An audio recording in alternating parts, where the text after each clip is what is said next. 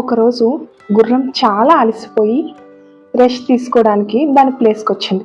అప్పుడు ఒక కుందేలు కనిపించింది. గుర్రం చెప్పింది, ఈరోజు నేను చాలా అలసిపోయాను, రేపు కొంచెం తక్కువగా పని చేస్తాను అని చెప్పింది. అయితే ఆ కుందేలు వెళ్ళి పిల్లికి చెప్పింది, గుర్రం చాలా అలసిపోయిందంట, దాని యజమాని అంత బాధ పెడుతున్నాడంట, రేపటి నుంచి గుర్రం పని చేయదంట అని వెళ్ళి చెప్పింది.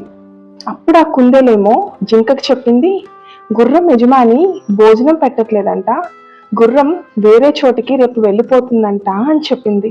ఆ జింక వెళ్ళి అక్కడ పనిచేస్తున్న పాలేరుకి చెప్పింది, మీ గుర్రం రేపు వేరే ఫామ్కి వెళ్ళిపోతుందంట, ఇక్కడున్న యానిమల్స్ అందరినీ కూడా పట్టుకు వెళ్ళిపోతుందంట అని. అప్పుడు ఆ పాలేరు యజమానికి చెప్పి, మన గుర్రం చూసారా ఎంత మోసం చేసిందో అని అనగానే యజమాని ఆ రోజు రాత్రే గుర్రానికి విషం ఇచ్చి చంపేశాడు. పాపం ఇక్కడ గుర్రం చేసిన తప్పేంటి? తన బాధను బయటకు చెప్పుకోవడం. మీరెప్పుడు కూడా మీ బాధలను బయటకు చెప్పుకోవద్దు.